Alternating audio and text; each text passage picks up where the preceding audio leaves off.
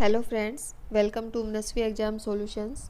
Friends, आज जो topic हम डिस्कस करने वाले हैं वो है Zoltan Dienes theory of mathematics learning. जो स्टूडेंट्स हरियाणा से डीएलएड या जेबीटी कर रहे हैं उनके मैथमेटिक्स के एग्ज़ाम में ये सेकंड यूनिट का टॉपिक है। इससे पहले फर्स्ट यूनिट के मोस्टली टॉपिक हम कवर कर चुके हैं। यदि आपने अभी तक वो वीडियो नहीं देखी है तो आप देख सकते हैं। उन वीडियो का लिंक आपको इस वीडियो के लास्ट में मिल जाएगा। मैथमेटिक्स लर्निंग के विषय में जोल्टन डाइन्स के विचार पियाजे के विचारों से थोड़ा डिफरेंट है। जोल्टन डाइन्स का जो मुख्य संदेश है वो ये है कि बच्चे सक्रिय रहकर मैथमेटिक्स को सीख सकते हैं। डाइन्स इस अवधारणा को सिरे से खारिज करता है कि मैथमेटिक्स की नॉलेज केवल भौतिक उपलब्धियों के लिए ली जाती है। मैथमेटिक्स की नॉलेज इसलिए ली जाती है कि इससे एक अच्छी नौकरी मिल जाएगी, बल्कि पी डाइन्स ये मानता है कि मैथमेटिक्स है वो एक कला है। इसको एक कला के रूप में देखा जाना चाहिए और मैथमेटिक्स के जो गुण होते हैं, जो मूल्य होते हैं, उनको भी सीखा जाना चाहिए। वो ये मानता है कि गणित के ज्ञान को व्यक्ति की पर्सनैलिटी से जोड़ा जाना चाहिए और इसके साथ ही इसे उसके सर्वश्रेष्ठ व्यक्ति इच्छाओं की पूर्ति के साधन के रूप में देखा जाना चाहिए कि मैथमेटिक्स के द्वारा व्यक्ति की इच्छाओं की पूर्ति की जा सकती है।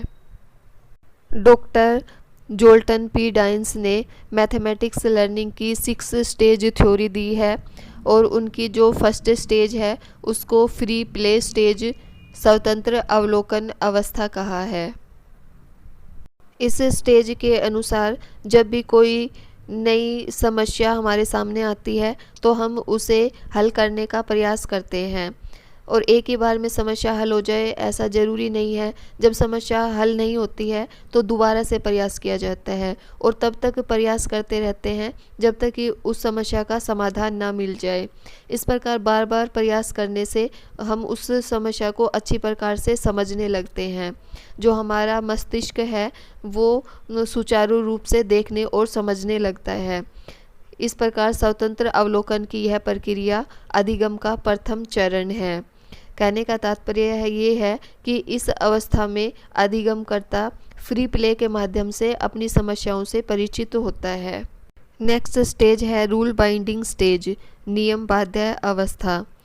दी गई परिस्थिति को या समस्या को हल करते समय बार बार प्रयास करने से उस समस्या के एक क्रम के बारे में जानने लगते हैं। इस क्रम को ही नियम का या रूल का नाम दिया जा सकता है। बच्चों को अभ्यास के लिए नियम से बाध्य होता कोई खेल बच्चों के लिए बनाया जा सकता है। बच्चों के लिए कोई ऐसा खेल बनाया जा सकता है जिसके कि रूल होते हैं और ये जो खेल होता है ये मैथमेटिक्स से रिलेटेड होना चाहिए, जिससे कि बच्चे मैथमेटिक्स के जो कंसेप्ट हैं उनको अच्छे से समझ सके। नेक्स्ट स्टेज है कंपैरिजन स्टेज, तुलनात्मक अवस्था।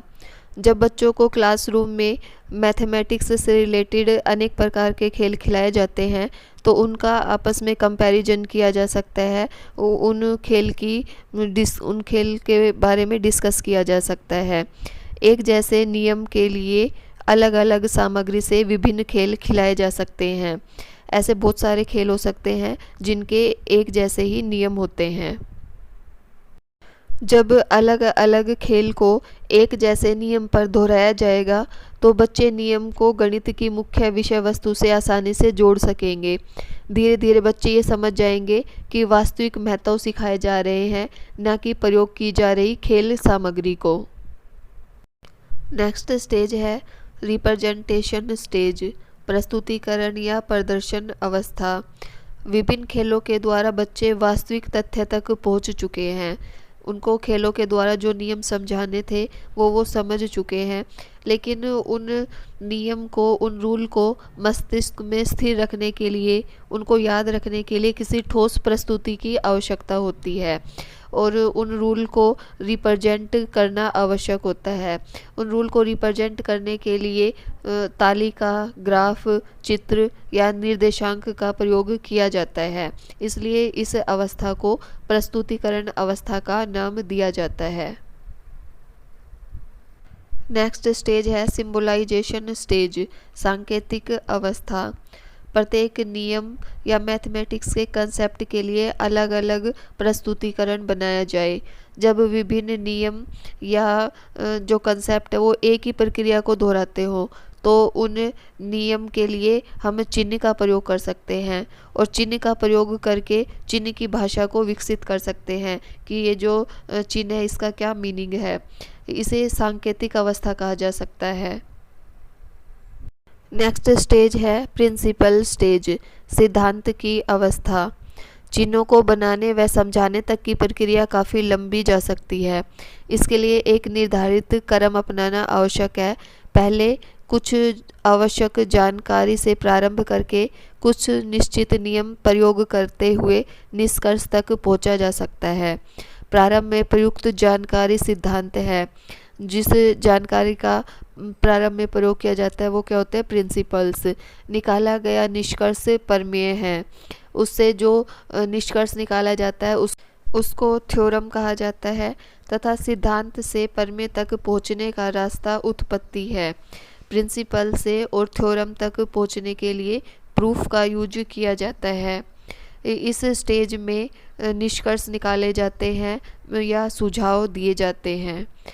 ये जोल्टन डाइन्स के अनुसार मैथमेटिक्स लर्निंग की 6 स्टेजेज हैं। डाइन्स का कहना है कि मैथमेटिक्स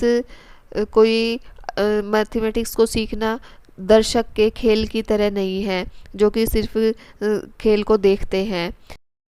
मैथमेटिक्स सीखने के लिए बच्चे को शारीरिक और मानसिक रूप से सक्रिय रहना पड़ता है। एक्टिव रहकर ही मैथमेटिक्स का ज्ञान प्राप्त किया जा सकता है। इस वीडियो में हमने जोल्टन डाइन्स की मैथमेटिक्स की थ्योरी को डिस्कस किया कि मैथमेटिक्स की नॉलेज को कैसे प्राप्त किया जा सकता है। आई होप ये वीडियो आपके लिए हेल्पफुल होगी।